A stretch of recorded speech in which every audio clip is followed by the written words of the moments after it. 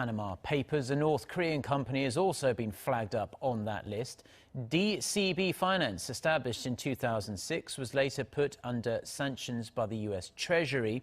The leaked papers reveal that the owners of DCB Finance were a North Korean official, Kim Chul-sam, and a British man, Nigel Cowie, is known to have spent 2 decades living in North Korea, and he registered the company in the British Virgin Islands. Cowie was also the CEO of the Dejiang credit bank, which was also hit with sanctions.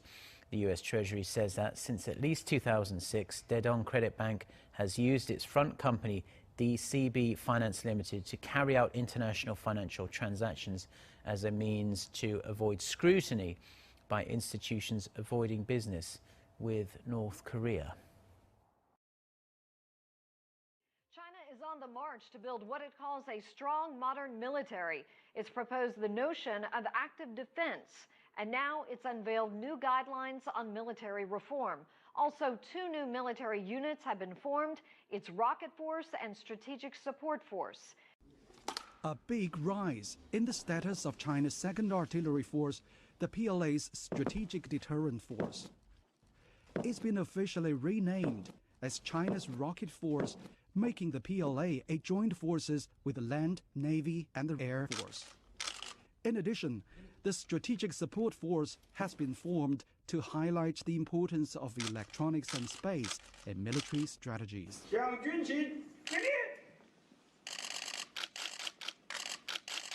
成立陆军领导机构，火箭军。 The formation of the Rocket Force and the Strategic Support Force is a major decision made by the Central Military Commission to realize the dreams of a strong army. It's also a crucial measure in rebuilding a modern force. The newly established forces are only part of the ongoing reforms the army is undertaking. On Friday, the Central Military Commission released a key statement revealing the direction of the process and stressing their determination to achieve the reforms. The key message is the strengthening of the army leadership and the move away from its decades-old land-centric system towards a joint command system that will upgrade the army's overall capabilities.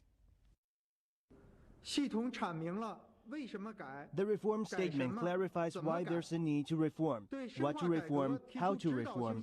It makes clear requirements for the army and will play a supporting role. Guidelines for China's military reform plans were announced in November as President Xi Jinping vowed a breakthrough in the overhaul by 2020. President Xi's statement indicates that the current 7 military command regions will be transformed into several combat areas to better coordinate joint operational strength. China has decided to cut 300,000 troops, which will leave 2 million personnel in the army. China wants to build a modern military system that can potentially win an information-based war. Many believe the reform of the military is a major task for the leadership. It will deeply transform the army and the country's security landscape.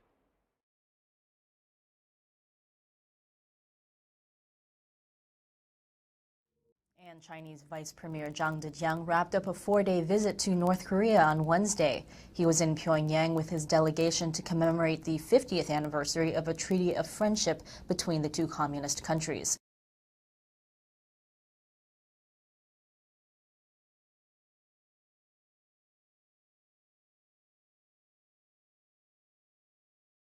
North Korean leader Kim Jong-il and his son Kim Jong-un pledged to maintain close relations with the Chinese regime. The North Korean leader assured Zhang that the close bond between the 2 countries would remain unchanged for generations to come. Kim Jong-il has visited his Chinese counterpart 3 times since last year. The 2 countries have started a joint economic venture. The Chinese regime remains North Korea's closest ally since the Korean War in the 1950s.